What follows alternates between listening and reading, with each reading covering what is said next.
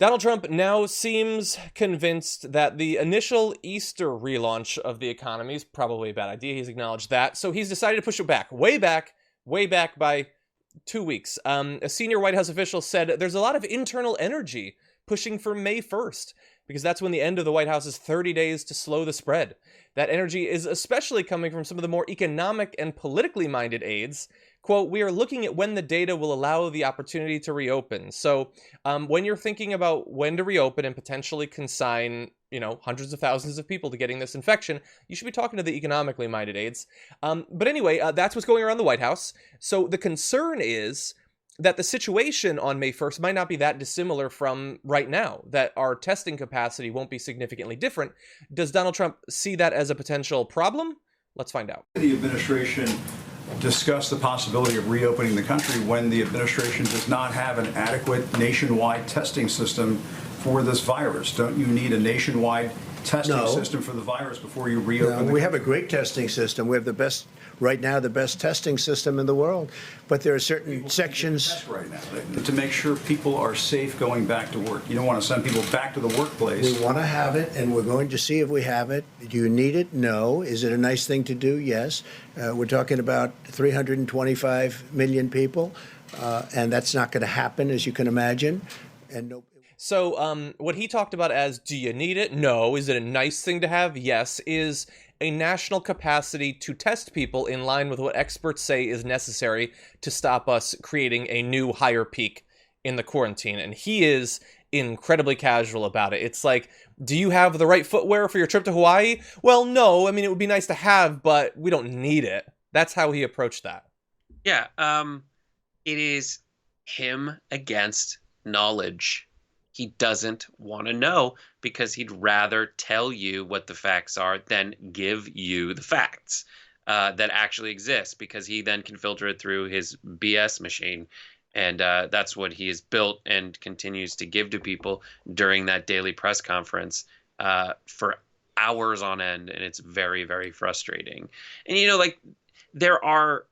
everyone goes to the doctor and everyone wants a Z-Pack, and I get it. You're like, listen, just give me an antibiotic, I'll be fine. And the doctors have reasons why they triage you and send you one way or another. And you always get frustrated when it's based on what you probably have versus you wanting something tested.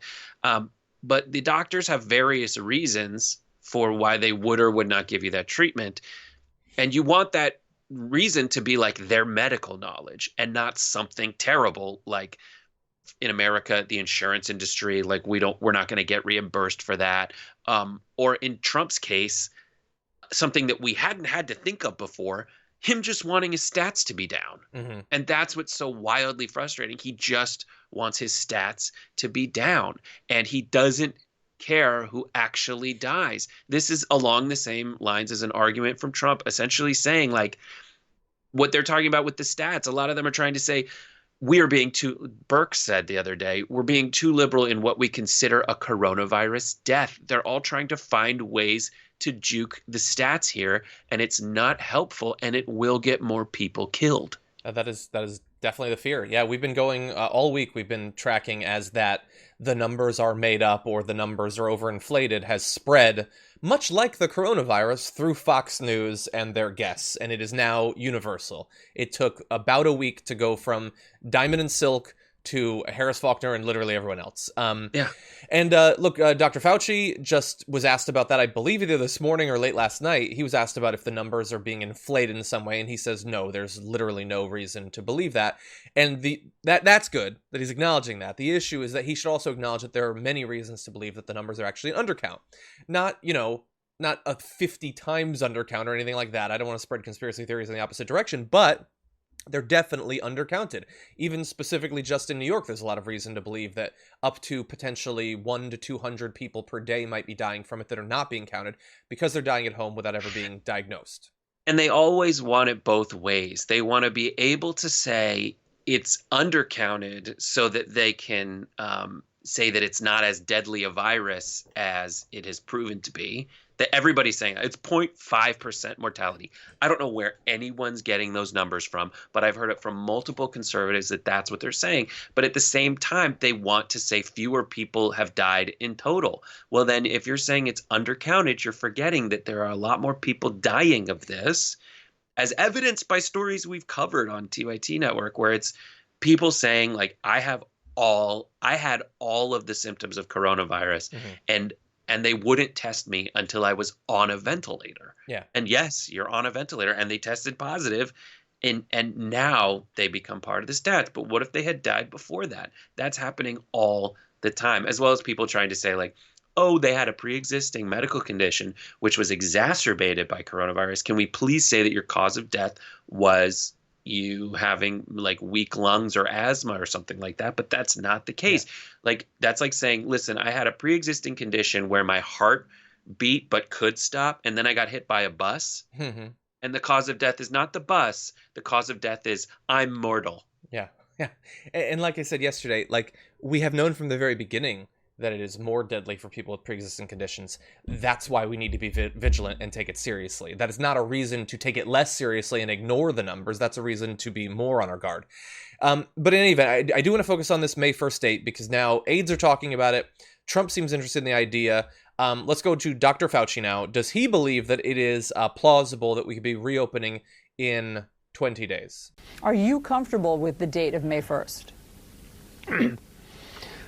Well, as I've said so many times, Allison, that the virus kind of decides whether or not it's going to be appropriate to open or not. Okay, so hold on. I want to replay that really fast, because I want you to see his immediate reaction as soon as she's done asking the question. Are you comfortable with the date of May 1st?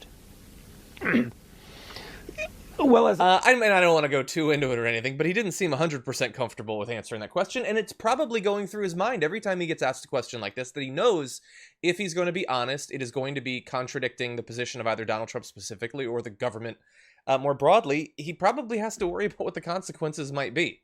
And in any event, he's right there. The virus is going to decide, and well, to some extent, how seriously we take it in the meantime is going to decide. Right, exactly. That's what it is you say you've covered it on the show so far this week, but all the people on Fox News who are trying to get you out there to ignore the fact that America has very obviously, and it is impossible not to notice it, changed how it behaves since this had its initial exponential curve.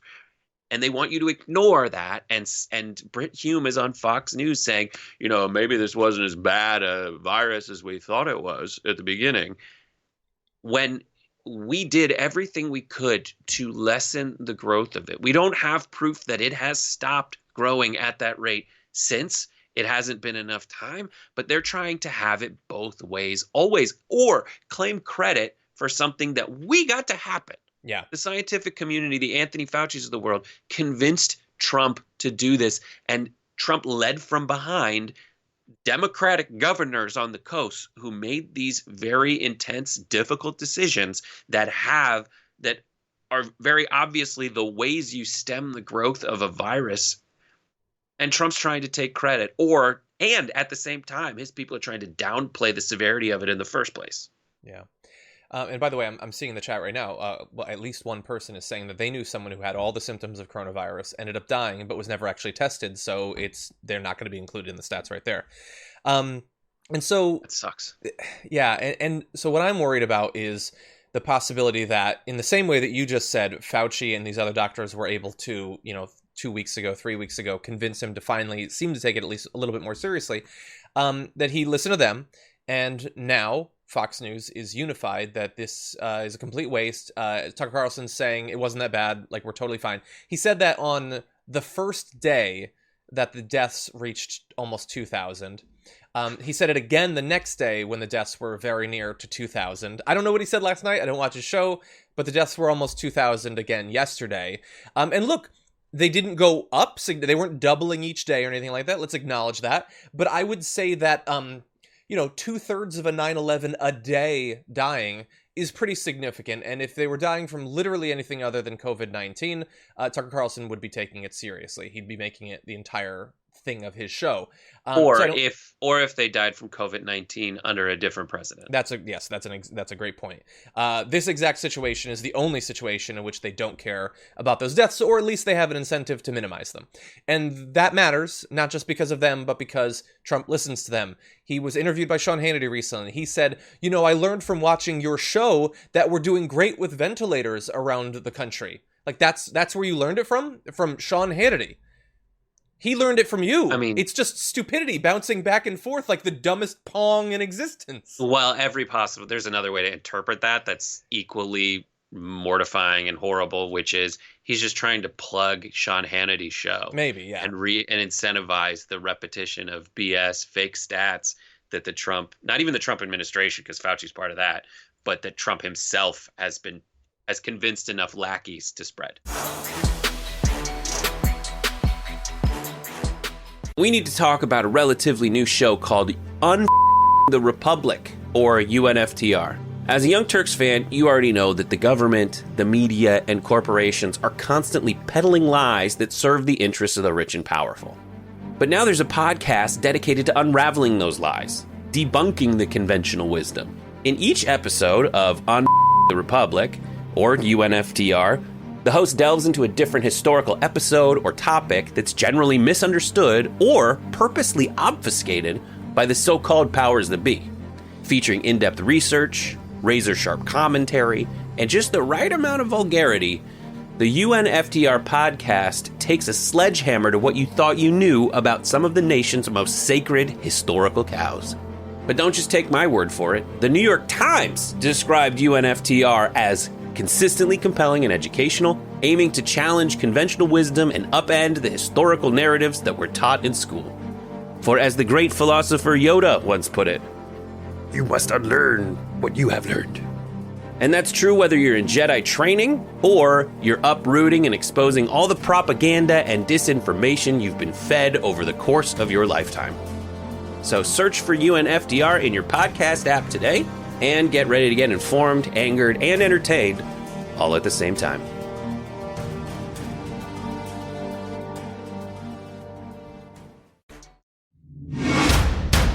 Insider had an awesome report where one of their reporters went to a rural area of Eastern Virginia, an area that is quite conservative, went heavily for Trump in 2016, and the reporter talked with some people who have long been Trump diehards, real loyalists. And the reporter said that as he was going around talking to these people, he noticed that this was an area where, from 2016 on, you could see Trump signs all over the place. And they lasted year after year, but they've become more rare. And that sort of tacks with what he got from some of these people he talked to, the big Trump supporters. So I want to go through a few of these. Now, I understand it's anecdotal, but it is interesting what it might have been that finally got through to them. So Cliff, a 25-year Chesapeake Bay waterman, says, a few weeks ago, I could ignore the parts of his personality I didn't like. That's over. I don't believe anything he's saying now. And indeed, the lies they've become pretty terrible. And the consequences of the lies are far more obvious, Brett. Yeah, I just love, I would work my entire life to try to find out a way to be referred to as a Chesapeake Bay waterman. You probably need a boat, I would imagine. So work on that. I'm barely a man. I can't imagine being a waterman. That's true. Well, you're wearing blue. That's a start. So we went from the waterman. Let's talk to an oysterman who said, this is Matt. He's got no idea. Oh, shucks. Sorry. It's a shucking joke. Yeah, it's an oyster. Don't. Shut the shuck up. He's got no idea what the hell he's doing. And I think he's flat out lying to everyone about how bad it really is and how bad it's going to get. He goes on to say he believes Trump initially played down just how bad the infection and death rate would be while contradicting the advice of his own experts and guidelines from the federal government. And so, yeah, those are just two people. Bear in mind, we're gonna have more in a second. And it is the most anecdotal of anecdotes, but I do think that the fact that the lies are so clearly, obviously, and quickly connectable to actual deaths, it at least gives it a chance of breaking through in a way that his other lies perhaps never have. Right, and to whom does it need to break through? How many people does it need to break through to? And I'm pretty sure that Trump lost Virginia, almost certain that Trump lost Virginia anyway, but like the diehard Trump supporters, if you're seeing a small proportion of them realize the BS that's been so obvious to so many of us since, I want to say, 1992, then that's a good thing. And I welcome it. I welcome it. I welcome anyone who looks around and sees evidence of something, and every logical bone in their body would say, I believe that evidence. It should lead me to a conclusion. Versus then looks over at Trump and sees him giving them the BS and then says, all right, that's enough. That first quote, I could ignore the parts of his personality I didn't like. That's over. And in a cult of personality, that's what I like to hear. People saying the personality, it's too much. It's the people who have the Kool-Aid to their lips and are like, on second thought, I don't like the Kool-Aid. Yeah. And yes, this is my office mug. And it is filled with Kool-Aid. Yeah. And you would hope that, like, if anything was going to break through, it would be the person who has pitched themselves as the only person who's actually qualified to save your life being obviously not able or even honestly all that interested in saving your life. Now, that's not to say it's going to get through everybody. There are people who drank the Kool-Aid after all. But hopefully it will. And I want to give a little bit more information from the Insider Report. And you should definitely track this down and read it. So a recent Centers for Disease Control mailer titled President Trump's Coronavirus Guidelines for America was widely mocked among locals here as nothing more than flimsy campaign propaganda, government instructions to help prevent the virus's spread that Trump himself seemed to undermine. And a little bit more from Matt, who said, Matt told me he's always disagreed with Trump's attacks on immigrants. Quote, a lot of the guys in shucking houses around here are Hispanic migrants, and they're really good guys, hardworking guys. But through it all, from the Muslim ban to impeachment, he stuck with him. Now the trust is gone. Quote, he thinks we're all stupid and will show up for him no matter what. At this point, I can't imagine bringing myself to do that. And you are right. Hillary Clinton won Virginia by about 5 points. This particular county went for Trump by 10 points. And so for a lot of places, moving 1% or even 3 or 4% of the electorate's not going to matter. But maybe for Wisconsin, Pennsylvania, Michigan, a few states like that, it could be important. We saw how close it was last time. I would say that over time, the xenophobia in a competitive jobs market where unemployment is so through the roof, like that will be something that you see Trump banging hard again, saying, hey, and I'm sorry I said those words in that way, but he will go after it again, saying, listen, we need to get the jobs back and it's the Mexicans' fault. That is going to be something he's going to hammer down on. But, and again, sorry I said it that way, but I remember that when I got that little postcard in the mail of Trump's advice. And if you read through it, it was wildly different than what Trump himself was saying, but still had little echoes that we keep seeing, that whenever that plays out so obviously to everybody when you watch those pressers, which is people are trying to find out which bone they can throw to Trump, saying okay, I'm still on your team, but still. And it's so pathetic that they have to do this, convey actual information, because their priority is to save people's lives. And they've had to make that impossible decision, which is I have to sacrifice some bits of truth to the Trump Kano. And then just so I can say 80% of the stuff I should be saying right now. Yeah, maybe. So like I said, I mean, it's obviously anecdotal, and we will see. I mean, Emma, at some point, if there are Trump rallies, will go to them, and she will talk to people, although those are the people probably most inoculated against any sort of realization about literally anything. And really quick on Emma, watch Rebel HQ, because they've been putting together, since there haven't been Trump rallies, go to Rebel HQ's Facebook, because they've been putting together Trump supporters on videos, and it's just greatest hits of them being morons. Yeah, it's greatest hits to your faith in humanity. That's what it should be called. One thing that I wonder if on Twitter it might be breaking through, and so I'm asking this to you, Brett, but also to the audience in the chat, is when he's doing these daily coronavirus pandemic press conferences or whatever, and he's lying regularly. But then when he goes on Twitter, as he did this morning, and talked about how the TV ratings are higher than ever before for these, that's got to get through to some people, that like even someone who watches them and wants to watch them and likes him must think, wait, why are you bragging about the ratings for a disaster response press conference? What a weird thing to talk about. That would be like, I don't know. I don't want to make an analogy because that's how terrible it is. But he's crossed so many lines, many of which turned out to not even be there. But they were apparent lines, like, mocking the parents of, like Gold Star parents and things like that, mocking POWs. Like, at some point, he's going to cross a line for different people. And I think that bragging about the ratings for something this serious, as the death count continues to climb as rapidly as it is, and that's got to break through to some conservatives at least. Yeah. Like he's saying, like, I'm glad the Titanic happened because a lot of people saw the movie. Yeah, exactly. Something like that. That's a good analogy. I don't know where I would have ended up, but that's a good one.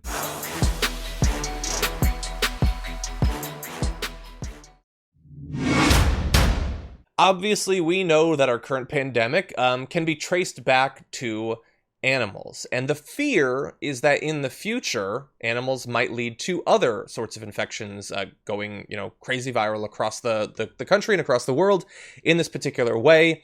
And a lot of experts are worried that if we lower our guard in terms of food safety regulations in large slaughterhouses in particular, that likelihood could become more grave. And so we have a new analysis from Food and Water Watch that is included in a lawsuit against the USDA that says in plants, these are large slaughterhouses, some of the biggest corporate slaughterhouses on the planet, where a new regulatory or deregulatory system has been put into effect by the Trump administration that, quote, federal government veterinarians were precluded and prevented from adequately inspecting animals and carcasses that had signs of diseases, recent treatment, and other abnormal food safety and public health related conditions that would render an animal or its meat not fit for human consumption. So what they're worried about, Brett, is that this new change, which we're going to give people details about, is going to make it more likely that things are going to slip through the cracks, either unintentionally or just as a cost of doing business, and that could make people significantly ill. And remember, like swine flu, we're talking about places where there's a lot of swine going through literally every day. I mean, regardless of like effects on future potential foodborne pandemics, this will have effects now. This will have effects on people's food safety. And when you thought of ways you could die during a pandemic, food contamination didn't necessarily start out as one of them. So congratulations to the Trump administration for using this as an opportunity to get more stuff they wanted anyway, and in doing so, finding new ways for people to die. Yeah. So I want to go back to the experts before we get into some of the details about the changes. So this is from Zach Corrigan of Food and Water Watch, who says, while people across the country are fighting against a dangerous pandemic believed to have come first from animals, USDA is eliminating necessary safeguards against the spread of infectious diseases from swine. USDA is endangering public health. And so, as we alluded to, a lawsuit is going forward. But let's talk about some of these changes now. So first of all, a quote from an inspector, Anthony Vallone. We've previously used this. This is back a couple of months ago about the effect of these changes. So Anthony had said, it's so hard to go to work without feeling physically sick watching this just happen, unfolding in front of you, especially since you took the oath to protect the American people. And specifically, what are they changing? So in traditional plants, as many as 7 federal inspectors work on the processing line, handling hog carcasses and checking for defects. Under the new system, that number will be reduced to 2 or 3 federal inspectors who have more experience, but who will have limited hands-on interaction with the carcasses. And so instead, the plant's own employees will be checking and sorting the carcasses and letting the federal inspectors check their work from a distance, and there is no required federal training for those employees. So it is less inspectors. They're farther away from the line. They're the plant's employees who have a strong incentive to just let the line go as fast as possible, who aren't being trained, are going to be responsible, and some guy's going to occasionally glance over from 20 feet away and hope to see a sign of disease. It's a jungle out there, and by a jungle I mean the book The Jungle. Mm-hmm. So central to the progressive movement is stuff like this, where you find ways to protect people who seem powerless from the whims of corporations and other powerful entities. Food safety is one of them. Like this is one of those This is one of those regulations no one should complain about. Like, you should be happy that we are inspecting food to make sure it doesn't kill people. Now, it gets more and more perverse the more you get into it. It's weird that I'm saying, like, I support the people who want to handle animal carcasses. I think more people should have hands-on experience with animal carcasses. Like, that sounds crazy, but in this situation, it absolutely works and is necessary to keep people safe. Yeah.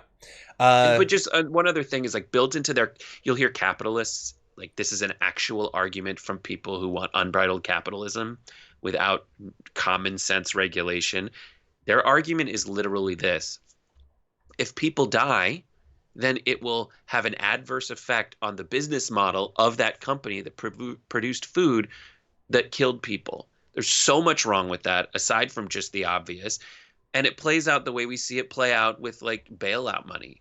Bailout money will come in and save those companies. They're not afraid of it because the reason they have those big deals in the first place, the way that they've been able to get away with a lot of the shady practices they've had in the first place, is because they give money to politicians who give them favorable status that politicians until now essentially have been too afraid to do because of how obviously stupid Trump's plan is. But Trump, this stuff that you're pulling from before the pandemic, has been so brazen and doesn't care and has been able to, like, be the mouthpiece for the wackos, like the anti-vax type wackos out there. It's very, very frustrating. And then now with the pandemic, when people are looking the other way, he's using this as an opportunity to do things that he wasn't brazen enough to do back then. Yep. And more quickly, certainly. Yeah, this is, and it's so, like, they try to change regulations to benefit corporations and increase their profits all the time. That's the most obvious thing in the world. But this is the most obvious example of it. Like, who looks at this, a regular person, and says, yeah, that's for me. They did that to make my life better. Nobody thinks that. It's obviously just to let them get more hog carcasses processed every hour. That's the only reason. They're literally, by the way, they are literally changing the federal limit on the line speed. It's being removed. So there was a limit on how fast you could go, which made it a little bit more likely that you would find defects if they were there. No, that thing could be zipping by at 100 miles an hour. It's going to be like the most bloody, like, macabre I Love Lucy episode ever. Trick knows this episode. Just bits of, oh, and by the way, in this, what is she stuffing her face with? Well, potentially feces, sex organs, toenails, bladders, and unwanted hair. Those are the sorts of defects, among others, that these inspectors were looking for. And Trump feels like weeding those out costs too much money. You need some more pig in your meat. That's what you apparently need. Can we go back to that last graphic, John? We can. Unwanted hair. Is there wanted hair? Wait, that's not one of them. Like, when I said there would be pigtails in my pork patty, I thought just the tail of the pig, not actual pigtails. Yeah. I'm fine with the sex organs, though. Like, that's probably meaty. Bladders even, I don't care. But the nails and the feces and the hair. I want to... So I want to end with a suggestion. So this is something I tweeted about yesterday, and people seem to agree largely. Beyond sausage, you should be done with sausage. You don't need regular sausage anymore. It is great. The price could go down a little bit. That is true. But you don't need regular sausage. There is the difference between it, if there is, and I don't think for a lot of people they would even necessarily know or care about the difference. But if it exists, it is not significant enough to open yourself up to the baked-in health risks of the regular sausage, let alone what could potentially be in it that we don't expect to be there, as well as the obvious, the suffering of the animal, the effect on the climate, all of that stuff. Like, it is just too good. And there are more and more meats where the meatless version of it is just indistinguishable. Like Gardein crispy chicken tenders, those are as good as chicken, honestly. Like, chicken nuggets aren't even meat. And yet, we still grind up a chicken to make something that's arguably not meat. Go with the fake version. It's just as good, and Beyond Sausage is now just as good as well. I just don't like the name. I know. Just like Better Sausage. Better Sausage? And look, the Impossible Burger. It's not sausage. I can't believe it's not sausage. That's a home video. Anyway, yes, just do that. Go with those. Ignore what I just said before, right there. But what I said earlier, go with that.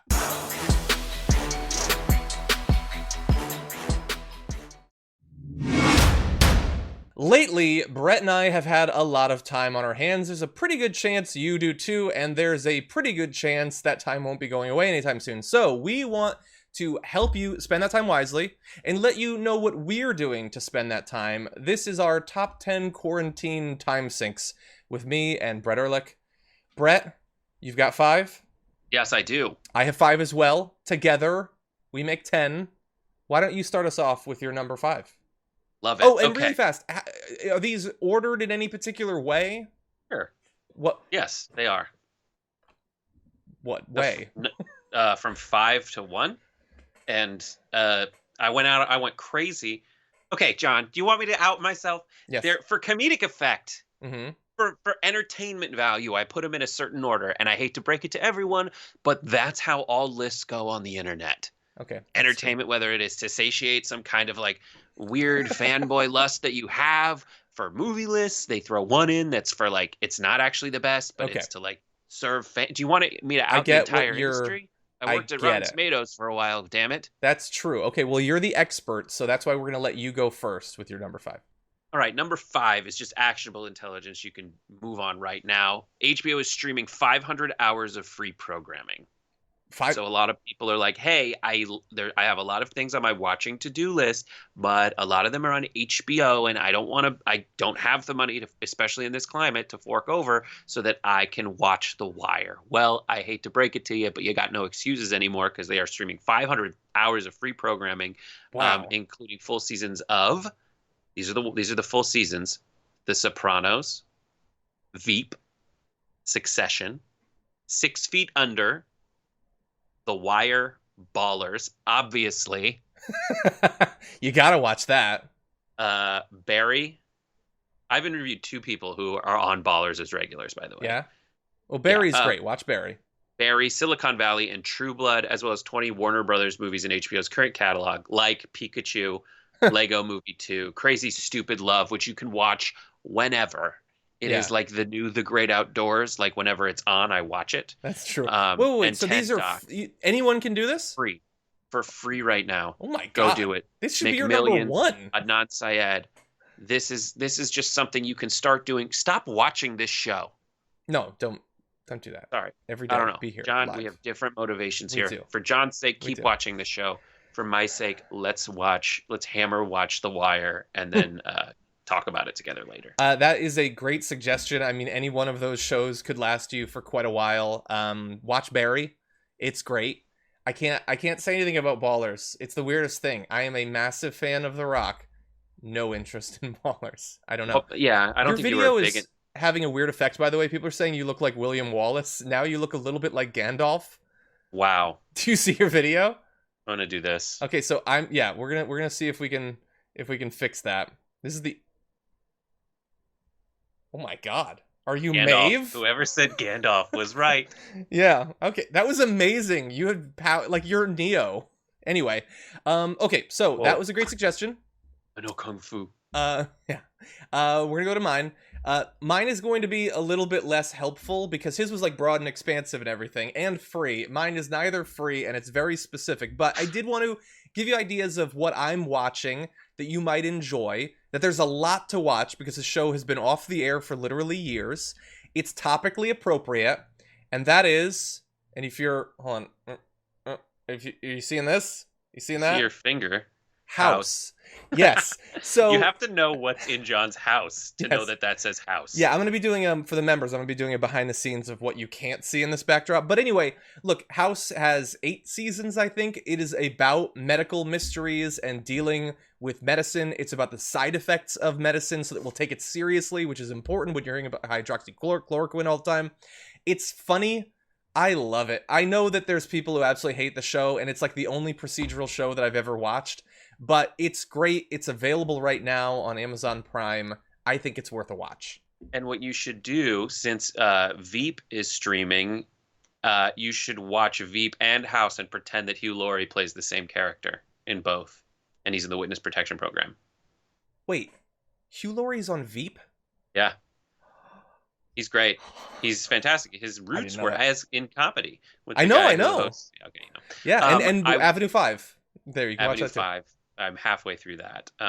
But yeah, I love it, John. I Thank love you. that you want to watch House. Though I did watch it with two doctors once, and like in the first scene, they just go brainworm, and then like 18 minutes later, Hugh Laurie's like, I think it might be a brainworm. But we have And to then- inject him with dog urine to find out. It That's was how a basically how it works. Okay, what's your number 4? Teach your mom Zoom. There's 2 reasons why this is helpful. One, it will take forever. Yeah. So that's a time suck. And then you get to talk to like parents and if you don't want to use Zoom for the very obvious, I just don't want to out John right now. Shut he up. is fiercely Googling in the other window. Shut up. Veep. I wanted to. No, I'm leaving a note for myself so that I'll go back to it later. That's what I do. Stop. Get off my screen. Care why. I just snarked on your neck. You Veep. I left a Good note. for you. You won't regret it. But teaching your parents, if you don't like Zoom, then use Skype or FaceTime or something. I had just been calling my mom, but in this time, now we FaceTime. She has deer that are like, she lives in like this area where there's deer. You get to see deer if your mom lives there. But yeah, you get to like have video conversations and you get to still have that interaction. I've worked it into my daily routine. So after the show wraps, I then go FaceTime my mom right before she like bakes a potato. Nice. And then when the potato's ready, we go off to our regular lives. But that's a good thing. That is nice. Teleconference with not just your parents, your kids, if you got kids, your friends, if you still have friends. I don't know why you would. Colleagues, if you miss them. Yeah. Yeah, no, staying connected and helping someone out at the same time. That's pretty cool. I like that. Okay, I'm going to try to find my window. I was rapidly closing things so that he wouldn't be able to see my screen. Okay, so my number 4, although, as always happens with these lists, as he's doing his, I want to mentally change mine, but I won't. My number 4 is going to be, and this is something that a lot of you could do, hypothetically, is I want to get at least temporarily back into photography. My dogs, I haven't taken good high quality photos of them in some time, so I want to do that to document, this stage of their lives. It's something that as long as you stay away from people outside, you can still do. If you don't have a camera, you probably have a phone. If not, I apologize. It's not free. What's that? Draw. You could draw as well. But no, I think that, and this is one of 2 entries on my list that are creative outlets that have nothing to do with politics, the news, or my career. And I think that for me, for Brett, for a lot of us, we have to have things that don't have to do with the lockdown, basically. And so photography is something that like more people than ever do, sort of, but they don't necessarily think a lot about it. And it's more just sort of documenting your day rather than trying to do something creative. So I think that this is an opportunity for that. Yep. Yeah. I think that's a great one. Thank you. I'm getting... Oh, no. I was pulling up my next one. I will also add, though, that John is an amazing dog photographer. Like, I don't compliment many people on many things, and I know that it's a me problem, but John's dogtography, Thank you. photography, is just undeniably fantastic. Like, it looks like the dogs, like, are smizing. I don't know how he does it, but it is. Follow him on Instagram, you'll see. Thank you. I won't get to that one yet. Next is read articles on how...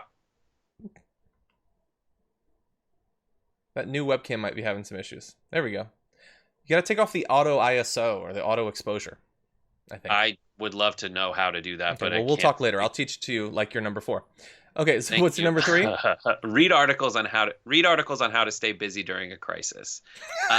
Just as I was trying to fill out my list, I had like one more swing spot. I wasn't like certain about one that was in there, and I was like, just this process of reading articles about what to do to fill time is so fun, because not only do you get to find actual helpful suggestions, but you get to mentally make fun of whoever wrote this article if their ideas are absolute crap.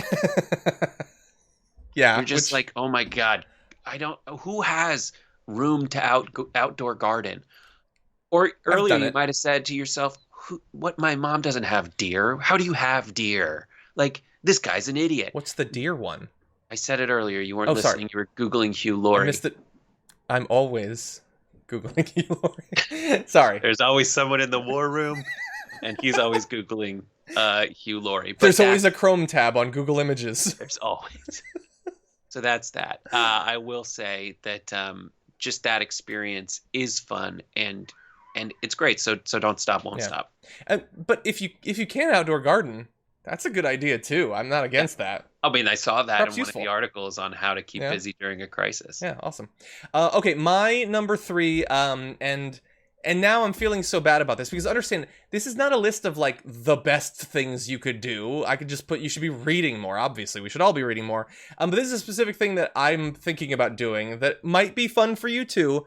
So, if you don't want to do the 500 hours of HBO, how about 52-ish hours of the entire collected works of the Marvel Cinematic Universe?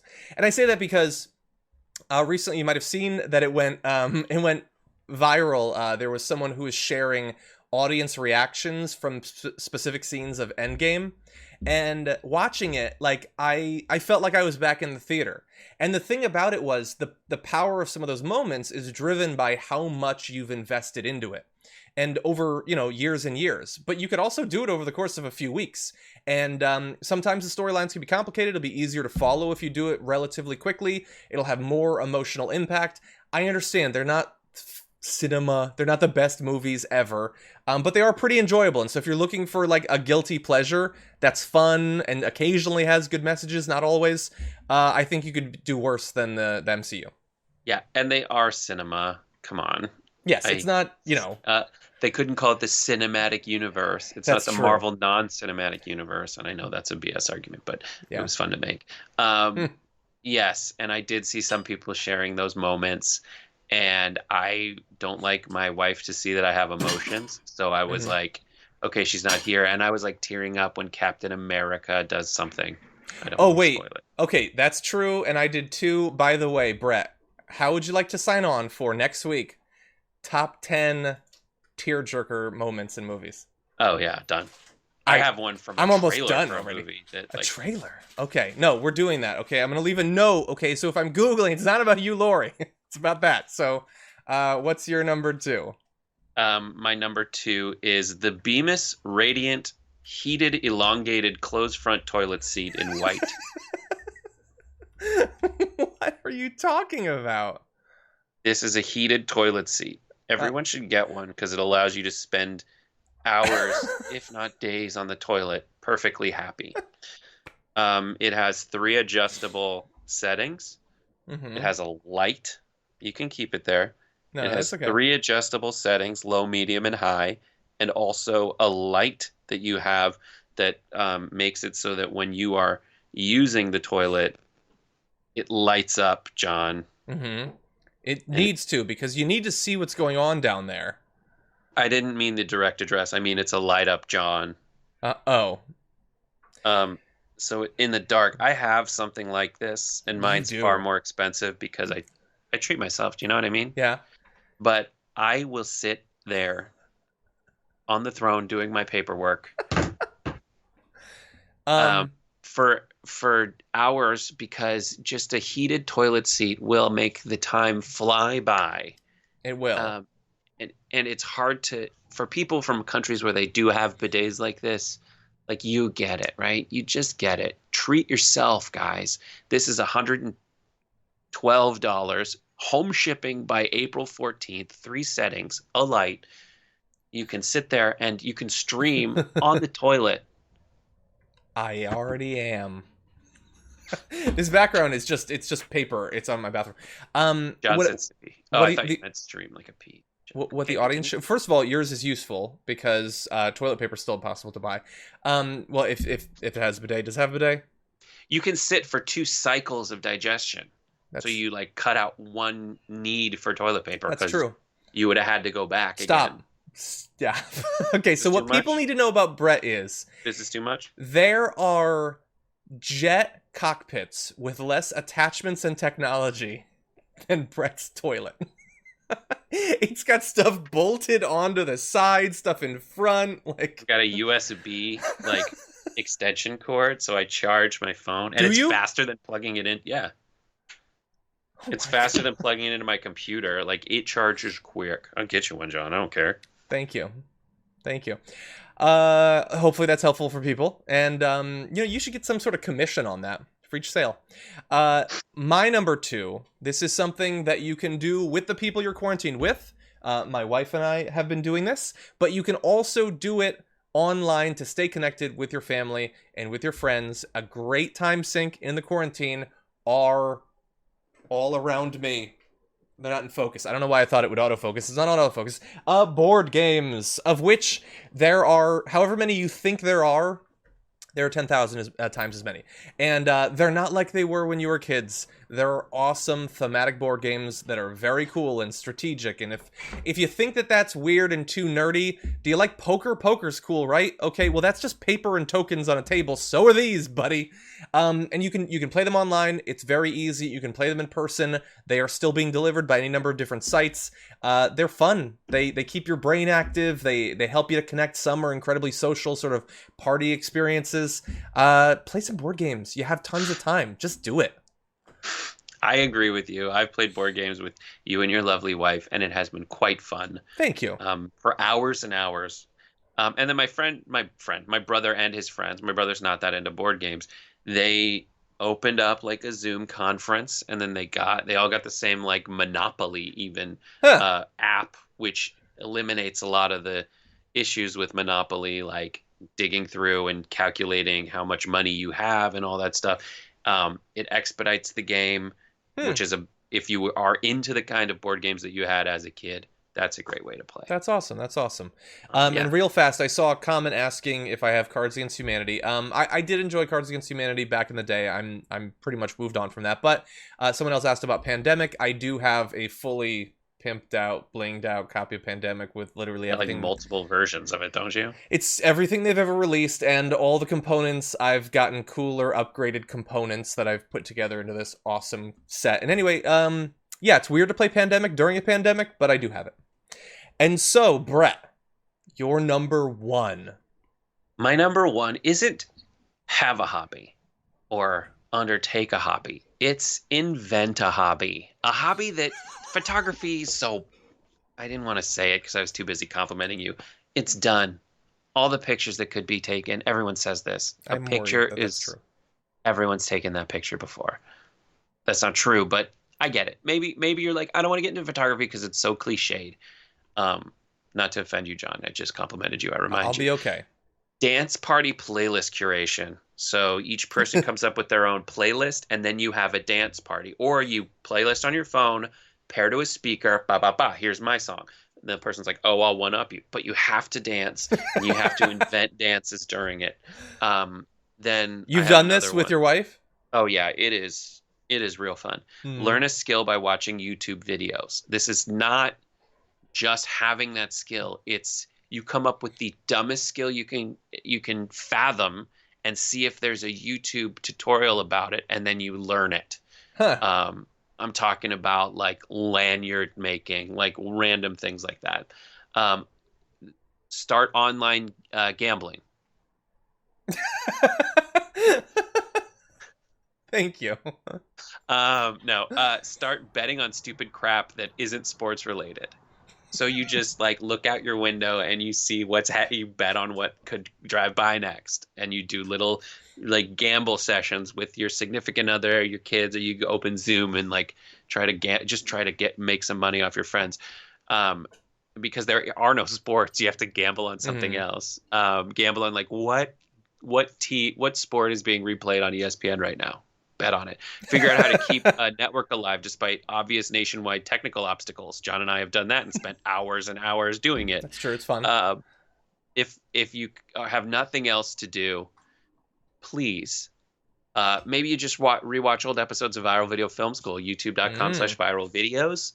And there's a new one up. So if you're wondering what I used to do and what it would look like if I did it again, I did do it again. Hopefully there's another one coming up. youtube.com/viral videos. We just went into Ivanka Trump's stupid Instagram and made fun of her like alone together apart or whatever it's called. So there you go. I just opened it up because I haven't watched that one yet. And so I am looking forward to watching that. Good suggestions all. My final one is going to be one of the dumb hobbies that Brett was just ragging on.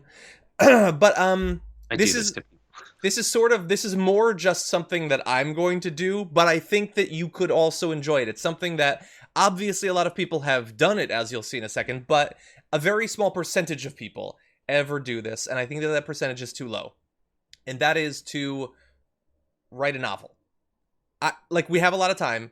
It takes almost no resources. You can do it with literal paper and pencil, let alone the computer or phone that you're watching this on right now. If you're on your iPad, you can do it with that.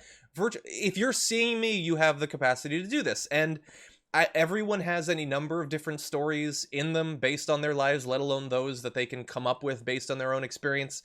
It's something that can fill up an endless amount of time. It doesn't have to be productive. It doesn't have to be related to anything serious. But I do think that it is a great exercise to better understand yourself in the world, is to try to write about it. I have written less than 1% of what I, at an earlier age, hoped I would have at this point. I finished one novel, sort of, and that is one of my deepest regrets. And so I do plan on restarting. And, maybe we can set up some sort of little group or something like that around TDR online if other people want to engage in this, like the opposite of a book club. But anyway, that's just one of my ideas. I plan on doing that. And the reason I have it at number 1 is because it can fill up the most time, but also the barrier to entry on it is as low as almost any creative endeavor could possibly be.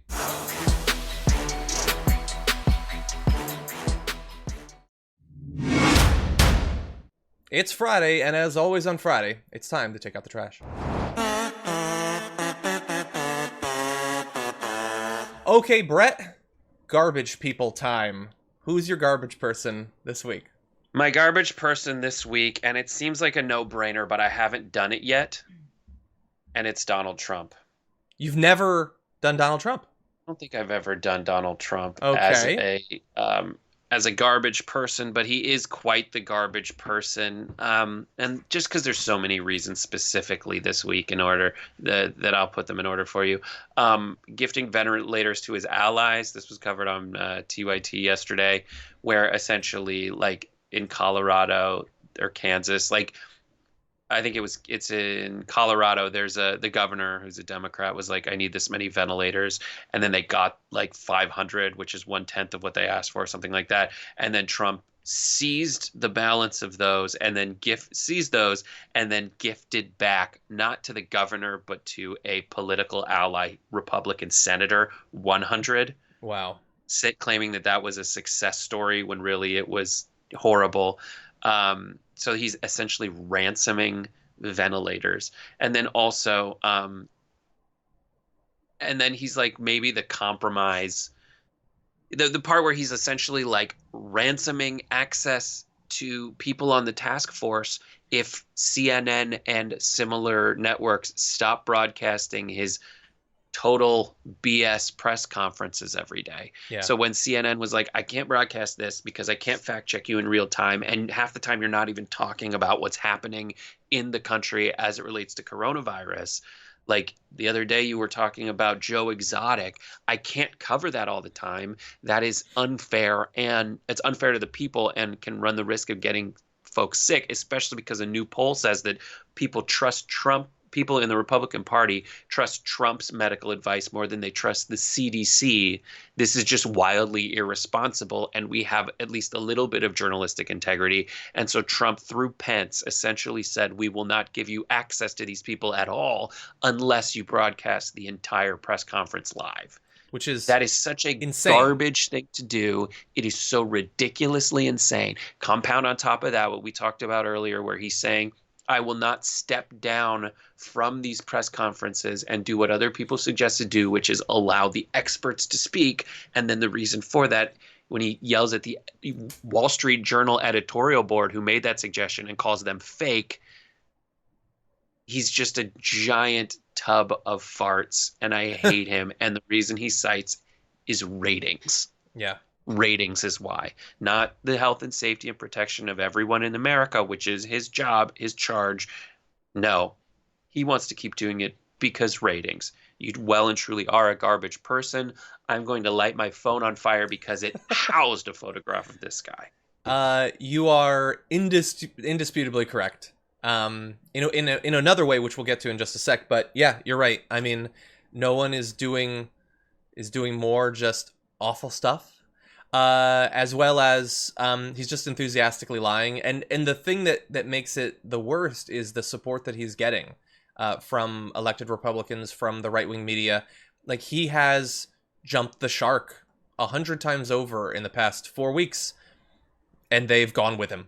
They saw him jump the shark, and they were like, put me on the skis, and they want to go too. Hey, they want to go too. It's awful.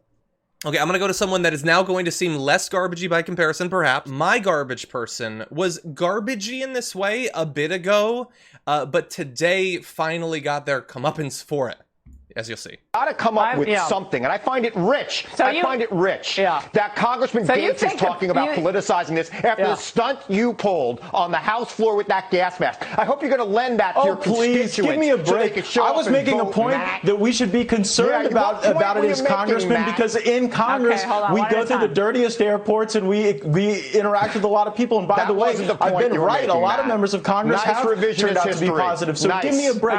You can't ascribe my motives any more than anyone else. Okay, so what that individual was referring to was this instance back a few weeks ago, where Gates wore a gas mask on the floor of the House and tweeted. It's still available. You can go see it right now. Tweeted about it, making light of the coronavirus that he would go into isolation for just days after that. His constituents started dying from it shortly after that photo. Now we're going to hit 500,000 Americans very soon who have it. It was very funny to him. It was a joke to him. So he's a joke to us, and he's a joke that resides in the trash. Yeah. The thing that makes it most really fast, the thing that makes it garbagey for me is not just what he originally did. It's what he just did right there, which is to pretend that it was about something about airports, and how can you ascribe motives to me? Like, when you see that, again, this gets to the myth of conservative masculinity. Anyone who so obviously lies to cover up what they were doing, who is so terrified of coming to grips with the ridiculous joke that they tried to play, now the joke is on us, come admit it. Just admit that you were wrong, be an actual man, but they can't do it. They can't do it because they're scared of the appearance of being wrong, the appearance of weakness, and so in trying to avoid that, they become actually stupid, actually weak, actually wrong. Yeah, I agree. Couldn't agree more. Thank you.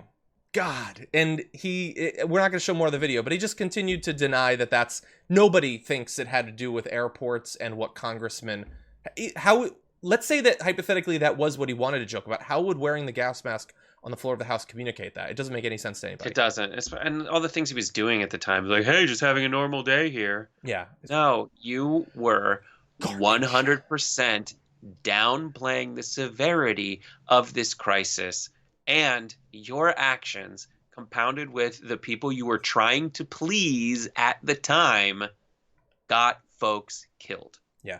Sorry, Matt. Yeah. So those are our garbage people of the week. Feel free to let us know what you think in the chat right now. We do know, though, what you thought leading up to it, because thanks to our awesome producer Angel, she has been asking on the community tab of the Damage Report YouTube channel in advance who the audience thinks should be our garbage person, and it looks like the audience is leaning in the direction of Brett Erlich. Not that he should be the garbage person, but 75% said, and this is with 10,000 votes, said that Trump should be the garbage person. Jared Kushner is at 17%. You know, he recently said that, like, the national stockpile is just for them, I guess. Governor Kemp is at 6%. He just learned that you could be asymptomatic and spread coronavirus like 20 minutes ago. And then he was like, this is a very real crisis, so I'm closing things down. I'm also going to reopen the beaches. Yeah. And Peter Navarro is at 3%. So Trump is leading the way there. It's probably going to be pretty common that he is, though. And so, Brett, I guess you win this week.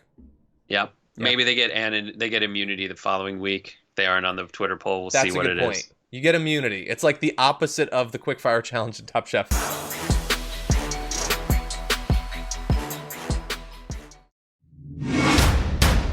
Obviously, America is dealing with a disaster right now. Many countries are, but we can't forget that for many countries, this is just the latest issue that they're having to deal with. And some have been in the grip of massive poverty, civil war, and other issues for some time. And joining us now to get us up to date with what's been going on with Syria recently is the senior correspondent and producer of Vice News, Isobel Yeung. Welcome to the Damage Report. Hi, John. Thanks for having me. Glad to have you here. And, in just a couple of days, Sunday, 8 p.m. Vice on Showtime, your episode of your experiences in Syria is going to be available for everyone. And, I want to find out as much as we can about what you saw there. Yeah, well, so we went in there at the end of February. So this was after a couple of months of the Syrian regime increasing their onslaught on the province of Idlib, which has about 3 million or so civilians contained within that. This is part of Assad's latest attempt to retake, as he said, every inch of Syria, which is his intention. And it's a really brutal battle that is taking place. What we saw on the ground was indiscriminate bombing of civilians, of hospitals, of schools, of medical facilities, and it was really, really horrific. This has been grinding on this civil war over 9 years now, but currently this is the worst humanitarian crisis that Syria has seen so far. And so I've seen various estimates of, what percentage of the territory is now under the regime's control. As an outsider and obviously not an expert on this, I would have assumed that as more control was gained over the territory, some of the wanton violence might be scaled back, but it doesn't look like that's happening. And you've seen massive poverty and increasing hunger and things like that. So as you were traveling and as you were speaking with people, what are the expectations in these regions for what, the next period, the next few months, the next year actually holds? Well, it's not looking massively hopeful, I have to say. The day that we left was actually the day that there was a ceasefire declared. That ceasefire is sort of still holding, but it is extremely fragile. These ceasefires have been in place in the past and none of them have lasted. The Syrian population that we're talking to and that I'm still in contact with do not have particularly high hopes about the ceasefire holding. Almost 1 million people have been displaced over the last few months, and not a lot of them are going back homes, which means that they don't really trust that there is going to be any form of lasting peace. And then you add on to that what is happening with, as we know, the coronavirus spreading around the world. Obviously, Syria is at huge risk. The WHO have described this as a slow-moving tsunami, which is moving towards their country. And particularly Idlib is at risk because, it's a rebel-held territory, the last rebel-held territory. And so getting supplies, getting tests, getting anything there in a place where infrastructure is already so destroyed is it doesn't look like a very bright picture, I'm afraid. I definitely want to return to coronavirus in just a moment, but because you mentioned the ceasefire, one thing that we've been wondering is when you're on the ground, and you mentioned that previous ceasefires, the situation right now is very fragile, that previous ones have been broken, and very often when these sorts of things happen, it seems difficult from the outside to know exactly who is to blame for it. Often there are rumors and accusations, propaganda and things like that.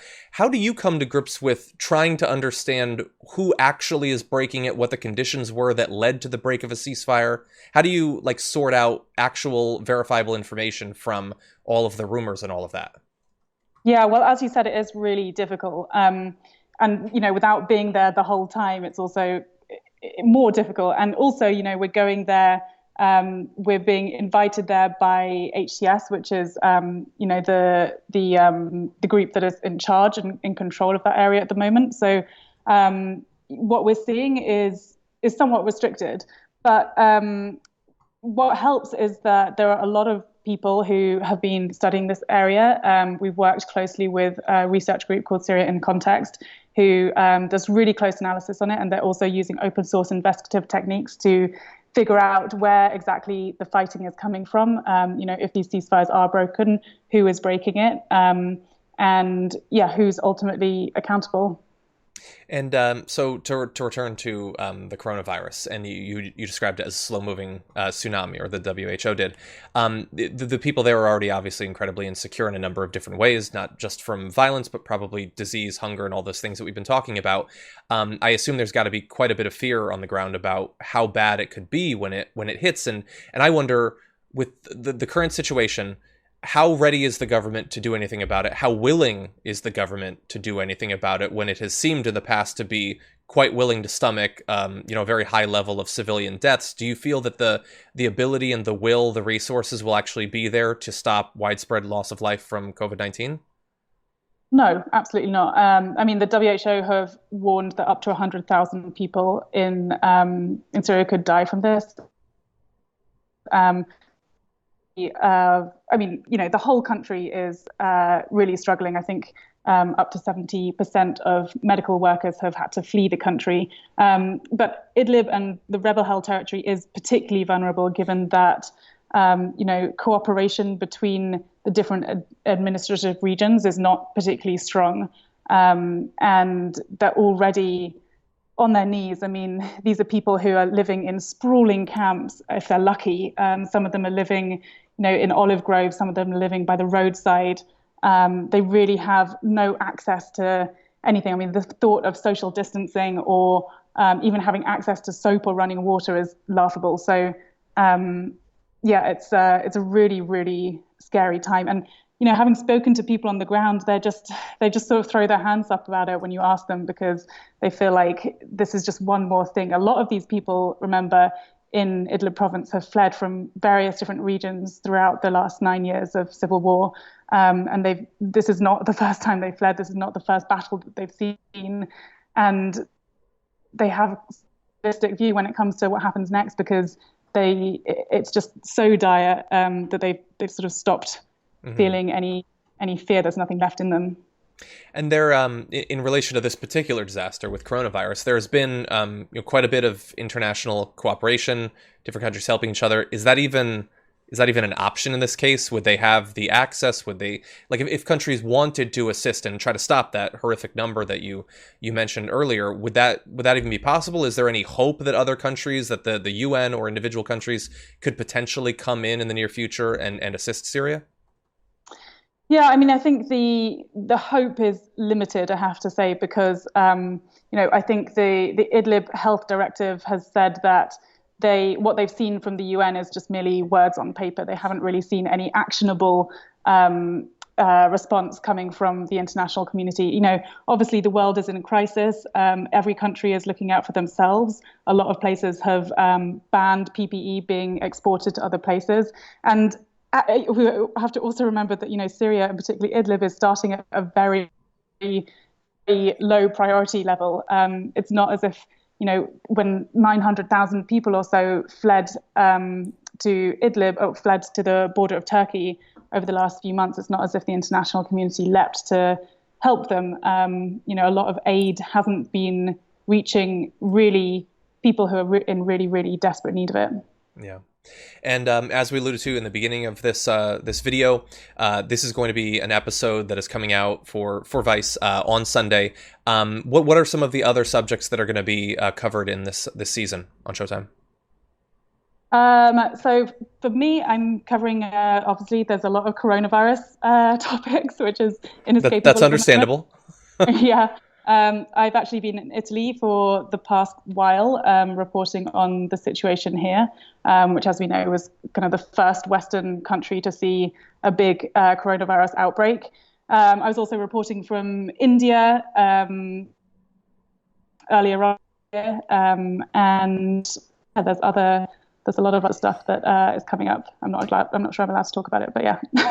Then I won't go too specific then. I am just curious because, obviously I have a lot of admiration for the sort of work that you do. When you're going from a war zone to an area like Italy, which has been just about as hard hit as anywhere in the world in terms of coronavirus, how much worries do you have for your own safety? I mean, I wouldn't say it's so much about my own safety, but obviously, with something like this virus, the safety of other people and public safety is of our main concern.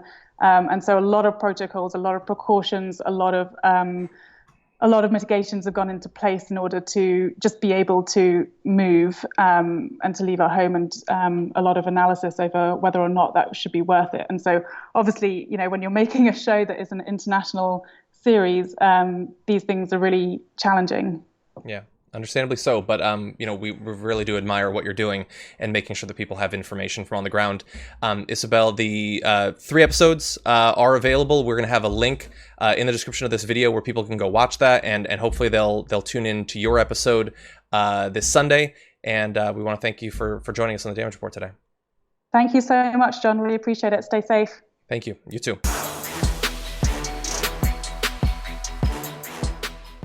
Thanks for listening to the full episode of The Damage Report. Support our work, listen ad-free, access members-only bonus content, and more by subscribing to Apple Podcasts at apple.co/TYT. I'm your host, John Adarola. I'll see you soon.